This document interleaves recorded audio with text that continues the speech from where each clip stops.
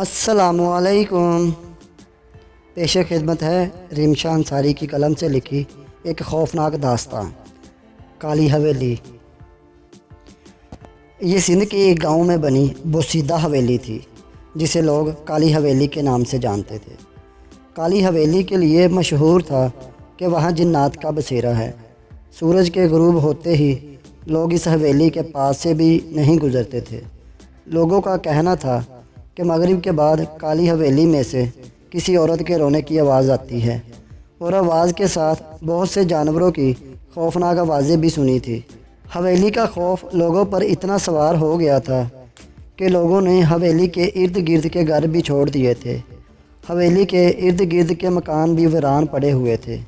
سالوں سے بند پڑی یہ حویلی دن بدن خوفناک ہوتی جا رہی تھی۔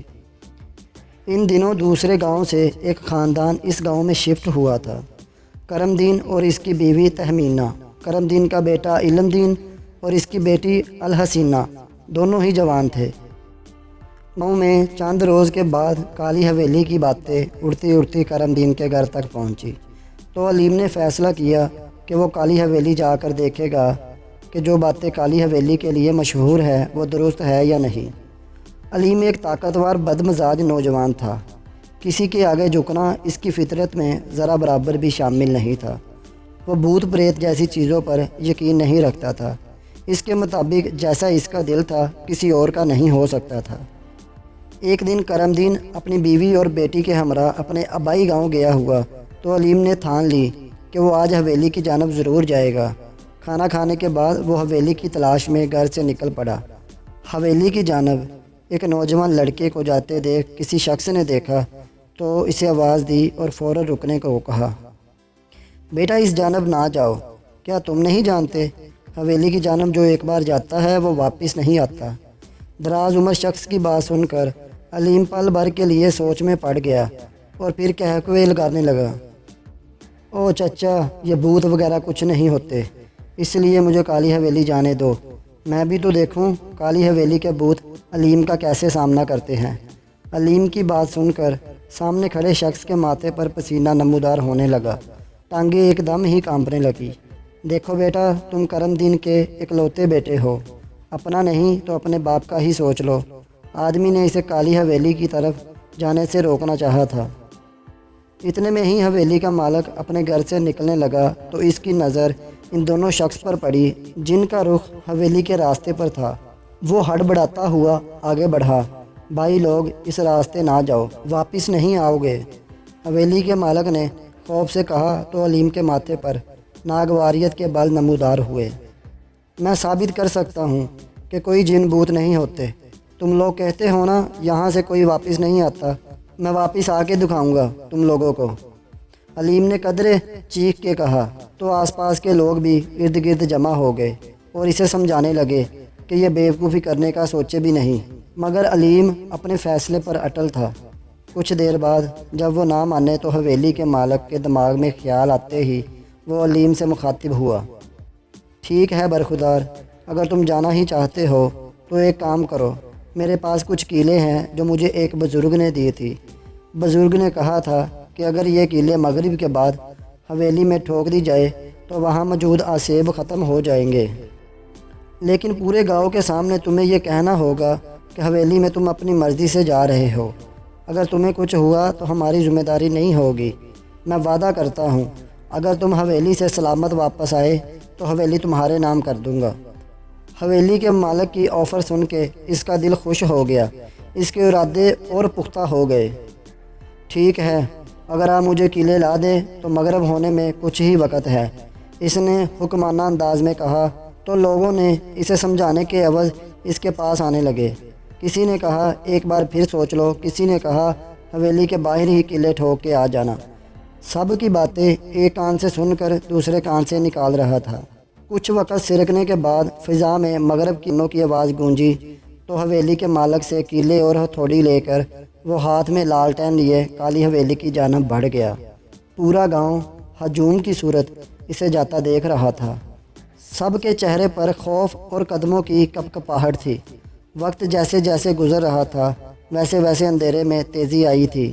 کافی دیر چلنے کے بعد وہ کالی حویلی کے سامنے کھڑا تھا۔ اس بھیانک حویلی کو دیکھ کر اس کی ریڑھ کی ہڈی میں سنسناہٹ ہوئی تھی۔ اس سے پہلے کہ وہ کالی حویلی میں داخل ہوتا، ایک ساتھ کئی کتے، بلیوں اور الوؤں کی آوازیں گونجنے لگی۔ یہ آوازیں اتنی بھیانک تھی کہ نہ چاہتے ہوئے بھی اس نے لالٹین پھینک کانوں پر ہاتھ رکھ لیا تھا۔ گھپ، اندھیرا، جنگل، خوفناک آوازیں اور سامنے کالی حویلی۔ اس کا دل کیا وہ واپس پلٹ جائے، مگر حویلی کا لالچ یاد آتے ہی اس کی ہمت جاگ گئی تھی۔ وہ لالٹین اٹھائے حویلی کے اندر آیا تھا۔ بڑا سا لوہے کا دروازہ کھولتے ہی چمگادڑوں کا ہجوم حویلی سے نکلا تھا، جسے دیکھ کر وہ چیختا ہوا ایک جانب ہو گیا تھا۔ پورا پسینے میں بھیگنے کے بعد جب اسے سمجھ آیا کہ چمگادڑیں تو قدیم اور بند جگہوں پر ہوتی ہے، تو وہ آگے بڑھ گیا۔ اندر آتے ہی اس کے کانوں سے تیز ہواؤں کی شیں شیں آواز آ رہی تھی۔ دل کی کیفیت ایسی تھی جیسے ابھی باہر آ جائے۔ 5000 گز پر مشتمل اس بھیانک اندھیرے میں ڈوبی حویلی میں وہ اس وقت تنہا کھڑا تھا۔ ایسا محسوس ہوتا جیسے کوئی ابھی آ جائے گا۔ زیادہ اندر جانے کا فیصلہ چھوڑ کے وہ وہیں بیٹھ کر کیل ٹھوکنے لگا۔ سناٹے کے ماحول میں کیل کے ٹھوکنے کی آواز گڑھے مردوں کو اکھاڑنے کے لیے کافی تھی۔ وہ پسینے میں شربور خوف سے ادھر ادھر دیکھتا تیزی سے کیل ٹھوک رہا تھا۔ اسے ایسا محسوس ہو رہا تھا کہ اس کا دل کام کرنا بند کر دے گا۔ ہاتھ پاؤں کپ کپا رہے تھے۔ زمین میں کیل سرپوش کرنے کے بعد وہ جیسے کھڑا ہوا کسی نے اسے پکڑ لیا تھا۔ وہ اپنی جگہ کھڑے کا کھڑا رہ گیا، آنکھیں باہر کو ابل گئی۔ چند سیکنڈ بعد اس کی آنکھیں، ناک اور منہ سے تیزی سے خون بہنے لگا۔ سانسیں بند ہوتے ہی وہ زمین پر گر گیا۔ ساری رات گاؤں والے اس کے منتظر رہے، مگر وہ واپس نہیں آیا۔ اگلے دن کرم دین اپنے گھر پہنچا تو لوگوں سے اپنے بیٹے کے بارے میں پتہ چلا۔ علیم کی ماں تو تیز تیز رونے لگی۔ گاؤں والوں نے کرم دین کو کل کا سارا قصہ سنایا تو وہ اپنی بیوی اور بیٹی کے ہمراہ علیم کو ڈھونڈنے کے ہوس سے اس حویلی کی طرف نکل گیا۔ گاؤں والوں نے انہیں روکنا چاہا مگر وہ نہ روک پائے۔ بیٹے کی محبت میں ماں باپ اور بھائی کی محبت میں بہن اپنی جان کی پرواہ کیے بغیر حویلی تک پہنچ گئے۔ رات کے مقابلے میں اس وقت ماحول بہت پرسکون تھا۔ یہ حویلی بہت عالیشان معلوم ہو رہی تھی۔ دم درود کرتے کرم دین اندر پہنچا تو دیکھا علیم خون سے لت پت زمین پر پڑا ہوا تھا۔ تینوں نقوش روتے پیٹتے اس کی جانب بھاگے تھے، مگر وہ دنیا چھوڑ کے جا چکا تھا۔ اس کو اٹھانے کے ہوس سے کرم دین نے اسے پکڑا تو دیکھا اس کی قمیض اسی کیل سے اٹکی ہوئی تھی جو وہ ٹھوک رہا تھا، یعنی کہ وہ کسی جن آسیب نہیں بلکہ اپنے خوف کی لپیٹ میں مارا گیا تھا۔ اسے لگا کہ کسی نے پکڑ لیا ہے، اس لیے اس کا دل کچھ سوچنے سمجھنے سے پہلے ہی پھٹ گیا۔ علیم تو جا چکا تھا، مگر کرم دین کو پتہ چل گیا تھا کہ حویلی میں کوئی آسیب نہیں ہے۔ اس حویلی کے مالک نے حویلی کرم دین کے نام کر دی تھی۔ کرم دین اور اس کی بیوی بیٹے کے غم میں بیمار ہو گئے تھے۔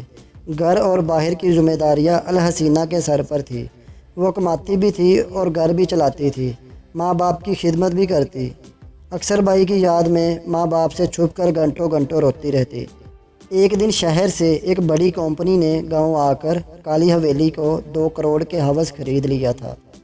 اب ان لوگوں کے دن پھر گئے تھے۔ الحسینہ کو کام کرنے کے لیے باہر جانا نہ پڑتا اور نہ ہی گھر کا کام کرنا پڑتا، بلکہ وہ شہر میں ایک اچھے ڈاکٹر سے اپنے ماں باپ کا علاج کروا رہی تھی۔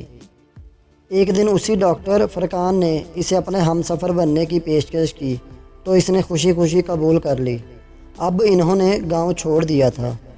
شہر میں ایک ہستی بستی زندگی گزارتے کرم دین، تہمینہ اور الحسینہ گاؤں کی تلخ یادوں کو یاد کر کے رو پڑتے تھے، مگر ڈاکٹر فرقان کی صورت کرم دین اور تہمینہ کو اپنا علیم واپس مل گیا تھا۔ ڈاکٹر فرقان ان سب کا بہت خیال رکھتے تھے۔ دوستو، اگر آپ کو ہماری یہ چھوٹی سی کوشش پسند آئی تو چینل کو ضرور سبسکرائب کرنا۔